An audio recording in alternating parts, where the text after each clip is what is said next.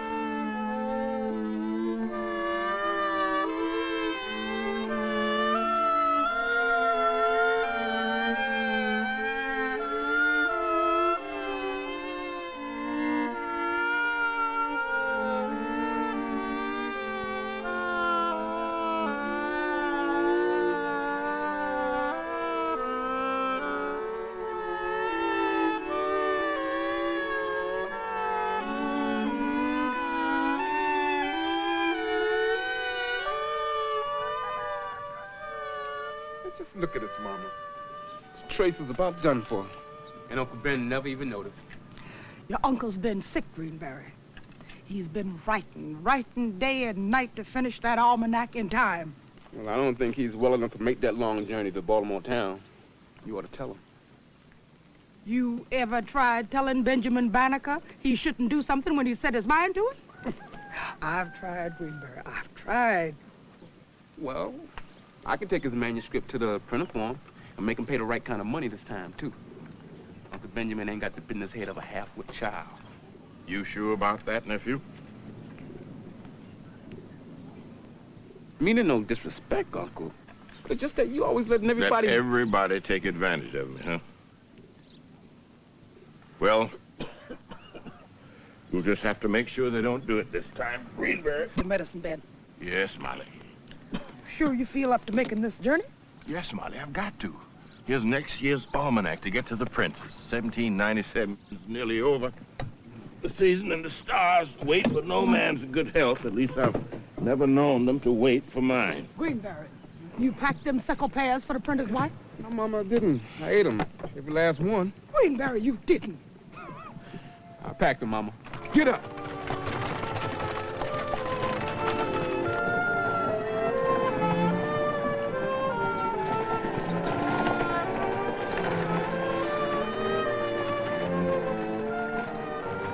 What you doing with your money, Mama? Just making sure it's enough. We're gonna buy you a fine clock with what you've got there, Molly. I promise you. Yeah, I reckon it won't be as fine as yours, huh, Uncle Ben? Your uncle was younger than you, Greenberry, when he made that clock. 22 years old. I know, Mama. And it still strikes the hour as good as it ever did, even after all of those years. What you make Mama want, Uncle Benjamin? Clockmaking is for young eyes, Greenberry. I don't see well enough for that kind of work now. You see all of them stars clear enough. Remember how folks used to come by the house just to hear it strike, Molly? And get a free meal, too. Folks always took on so strangely over it. Well, I guess you should be used to folks acting strangely about things you do, Uncle Benjamin. Maybe I should, Greenberry, but I'm not. Certainly not about that ugly old clock of mine. Well, I sure hope I can get one as good in Baltimore, Ben. Greenberry, son. Ma'am? You watch yourself there. Them city folks is not like us. They'll cheat you blind. Mom, I know how to take care of myself. I just can't wait to see what Baltimore town's like. I hope it don't start you to hankering for city life now, son. Greenberry's not going to have time for city life. Not with all that farmland he's got to look after. You mean what's left of it? You ever regret letting all this go, Uncle Benjamin? This was all your daddy's land, right? All this and more. 100 acres all told. Your uncle was a thinking man.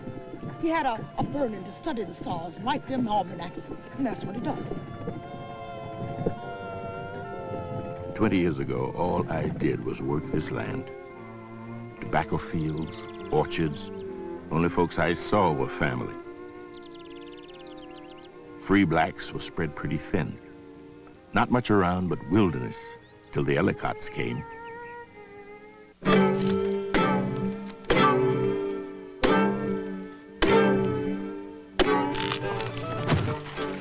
Quakers from Pennsylvania coming down here and changing the life of the whole Patapsco Valley with the notion of putting a grist mill right in the middle of tobacco country.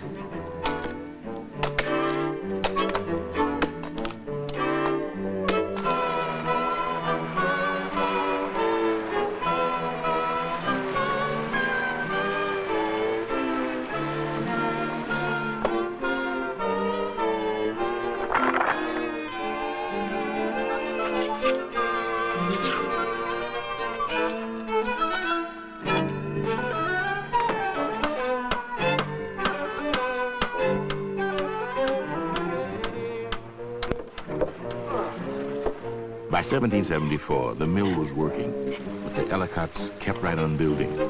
First, a town with a school, a store, post office, even a bridge across the Patapsco. And then, finally, a road to Baltimore town. And I spent a lot of time looking at that mill.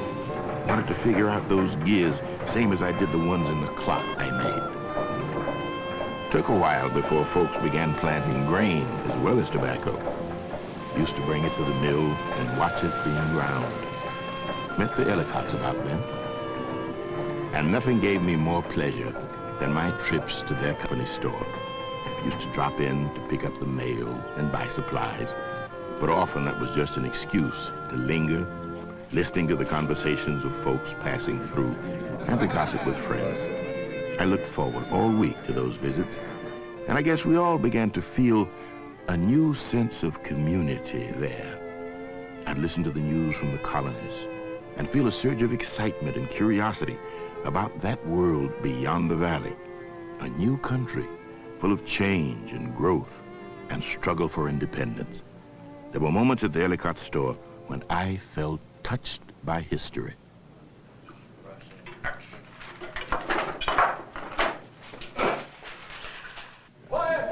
Quiet, everyone. Quiet. Listen to this. The Maryland Journal. Boston.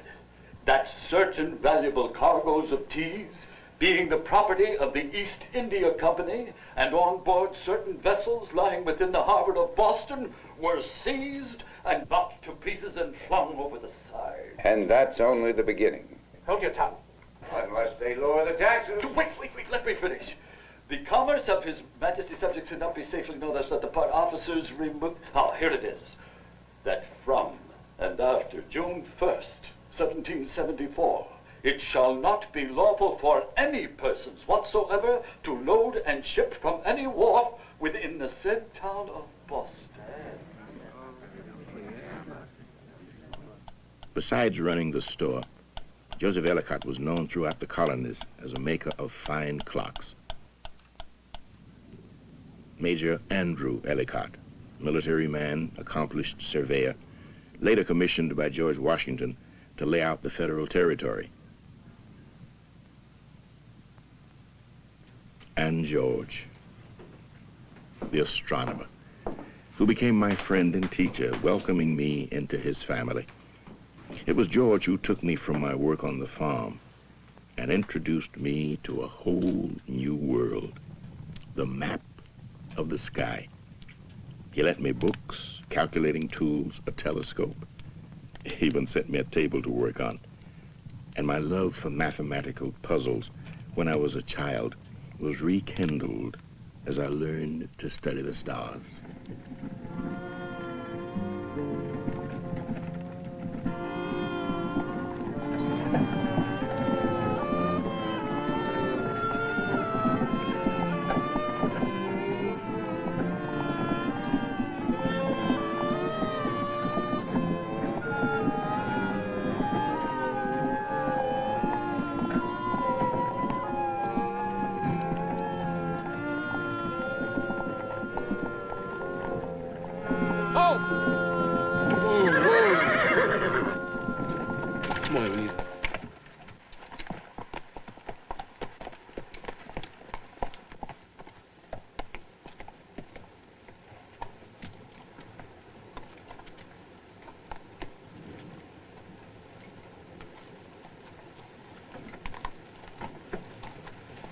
What you looking for?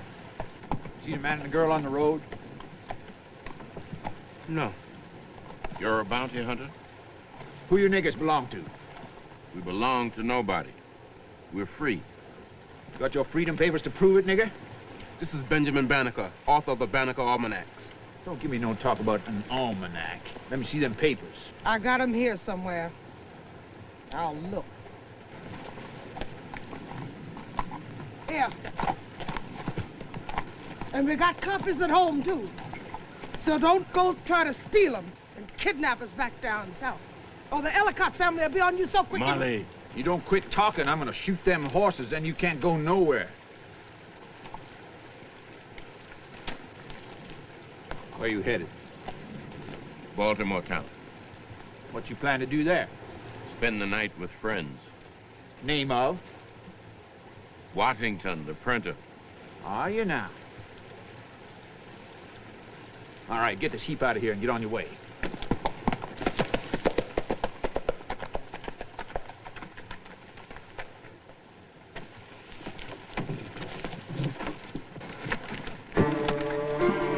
Greenberry, where are you going? Greenberry!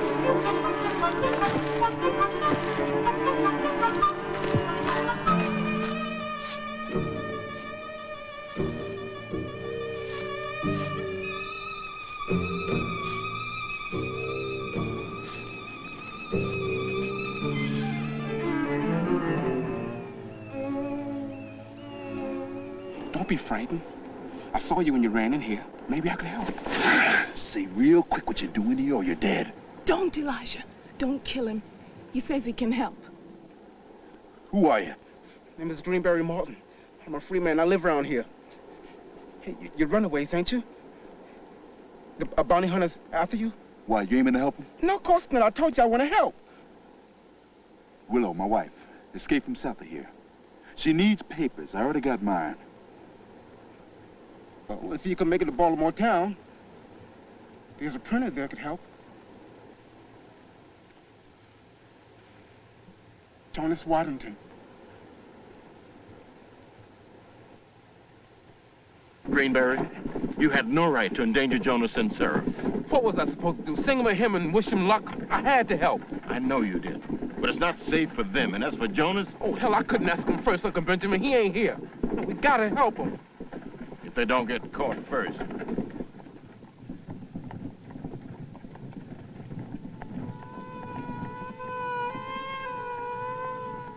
So few times we can help each other. Seen my people bought and sold into slavery ever since I was a boy. And most occasions, there was nothing I could do. Thank God the family's free, even though the law of '83 took away our vote and just about every other right except owning property. Been a struggle for us, too. My father, Robert, a slave from Guinea, worked a good long time before earning his freedom and buying those 100 acres.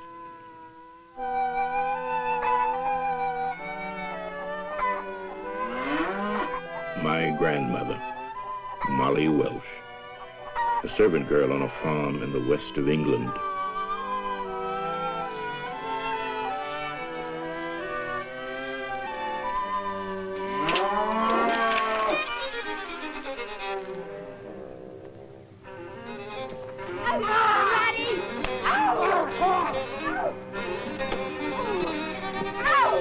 What's the matter, John? What's wrong? The morning milk is missing, sir, and Molly stole it. You lie, John! You stole the milk. No, sir, it was an accident. Why'd you steal it, girl? No, sir, it was the cow kicked it. You know what happens to people who steal milk. You're a thief? No, sir. No, sir, blame the cow. It was an accident. And a liar! You're going to pay me for that milk, one way or another. And pay she did. Shipped to these colonies like thousands of others, where she labored as an indentured servant for 7 years on a farm in Maryland.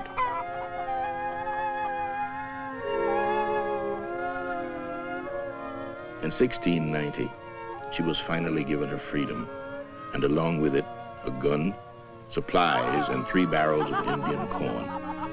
2 years later, she bought her own farm. It was hard work for a woman, alone, struggling to survive in the wilderness. Constant battle to grow enough crops. But Molly did better than that. She made the farm yield enough corn, enough tobacco, that soon she could afford 2 slaves. Wasn't long before she freed one and married the other, my grandfather, Bannaky. He was the son of an African chief before being brought over here on a slave trader. Of course, Molly was risking a lot, since it was illegal in those days for a white woman to marry a black man. Molly was the one who gave me a love of learning that lasted my whole life. Sent me to a Quaker school, encouraged me to learn music. But most of all, I learned to trust because of her. Trust in my own abilities and trust in the land. I found in nature reason for my existence, yet I continue to search for it again and again in all I observe. And what I find is the reason I never really feel alone, for all around me, in the earth, in the water, and in the sky, is God. Land's been good to me. Father put my name as well as his on the title to these 100 acres. And I was only 6 years old, and I farmed them, planting tobacco just as he did. Even kept bees for a spell. 3 generations of Bannakers lived right here, tilling the soil and surviving, living as free men. I used to wonder why being black was such a struggle in a country that valued freedom as much as America.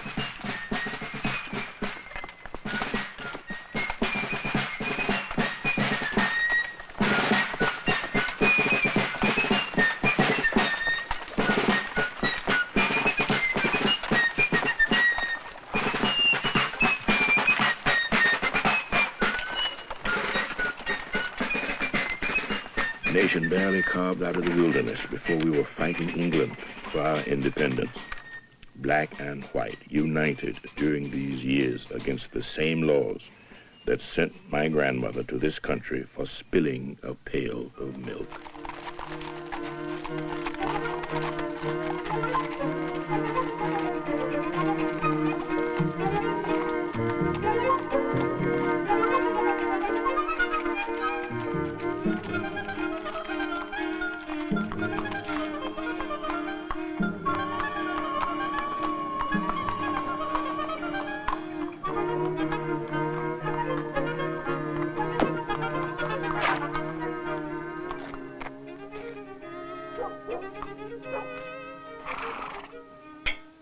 Ben, I'm still puzzled of why that letter never reached you. A month ago, longer since I sent it. I don't know how to apologize. Oh, my dear old friend, it's I who should apologize to you for having descended on you so unexpectedly. Now, once you've talked and Ben has rested, it ain't no trouble to turn that wagon around and head for home. I won't hear that, Molly. You'll be our guest tonight, and most welcome. Of course. I'd never forgive myself otherwise. You sure you won't mind? Absolutely not. That's very kind. I must confess, the idea of going back today would be somewhat daunting. That's settled then. Greenberry, I'm sure you can manage this last helping of pie. Thank you, ma'am. I won't say no.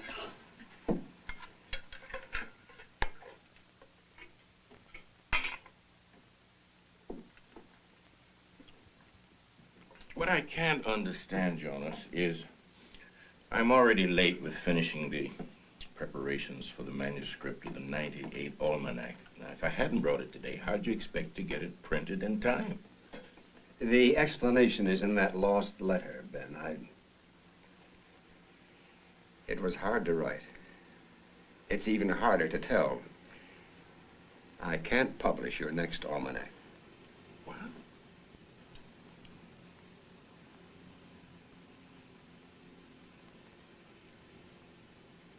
Why not? We've been doing very badly this year. The newspaper taxes our days and nights. And pocketbooks. Indeed. And I'm constantly harassed by the commissioners.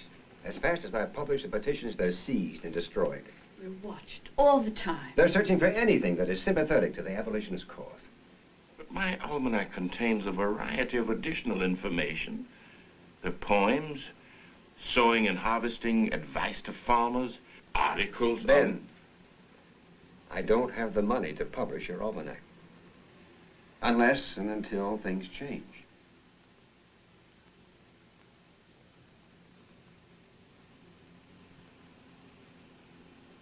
Uncle Benjamin?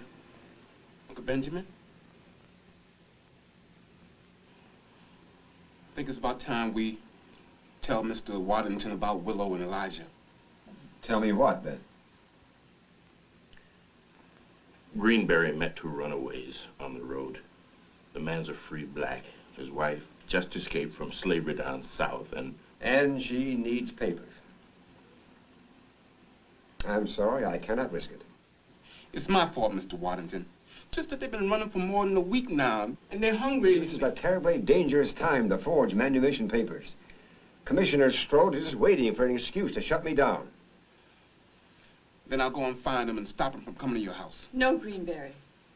Jonas, if they came to your house unannounced, would you not aid them, Commissioner Strode or no?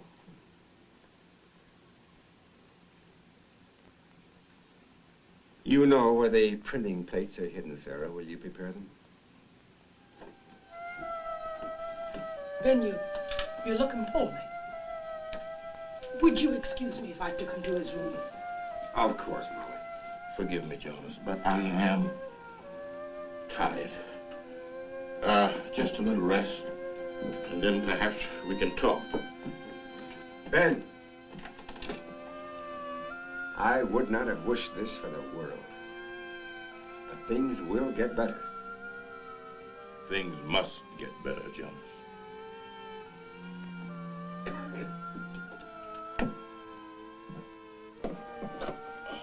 Where's your medicine? Right over there. Journey took it out of you. And that bounty hunter. And what Jonas said to you down there. Guess everybody wants to keep on working forever. Now they're telling me I'm worn out. You work hard, Ben. Too hard. It's time to take it easy. Take it easy. Your health hasn't been the same since you made that trip to survey the capital city. Staying out all night long in the cold air, you've earned a rest. Well, I came up here feeling tired and old, but you nearly got me in the grave. Oh, I'm not saying that. All I'm saying is that you've sacrificed enough. Studying the stars was never a sacrifice. But maybe you're right. Maybe I'm just an old man with no business trying to force his works on a world that's no longer interested. You got another world out there that's been there a lot longer. The land. That land is no longer mine, Molly. You've got enough around your house for your needs. And you could tend to it like you used to. If you didn't stay up all night writing. This almanac is a part of me, too. Just as important as the land. I didn't come up here to argue with you, Ben. You're just so stubborn, brother. You refuse to be comforted. We've been squabbling, you and I, since we used to steal apples from the orchard. I'll worry about you, Ben. No need to, Molly. Go on downstairs and finish your dinner. I just need to be alone. Think things out. And then rest.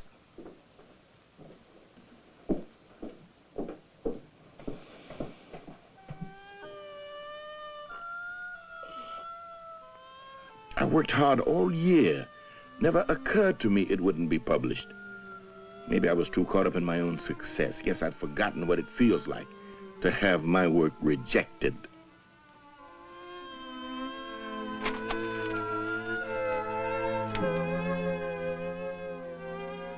All that work.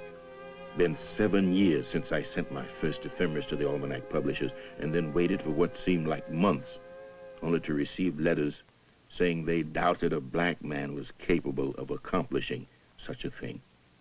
It might have been better if I'd have listened to them. But it was important to contribute, to be heard. I'd taught myself a science, alone, with help from no one.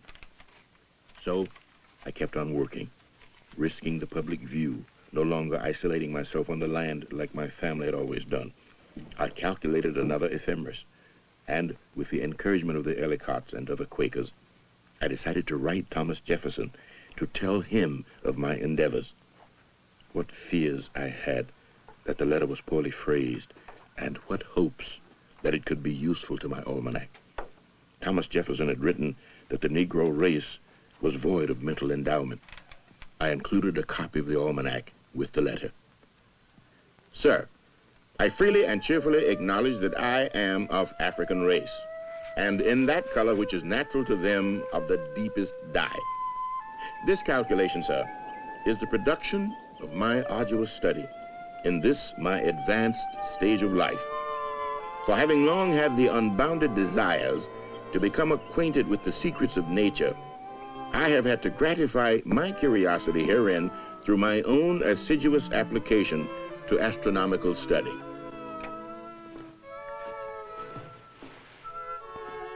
Sir, I thank you sincerely for your letter of the 19th instant and for the almanac it contained. Nobody wishes more than I do to see such proofs as you exhibit that nature has given to our black brethren talents equal to those of the other colors of man. And if those two letters drew attention to my work, and with the help of James Pemberton and Senator McHenry, my first almanac was finally published. Suddenly, I found myself drawn into the politics of slavery. Gentlemen, I would like to bring the Pennsylvania Abolition Society to order.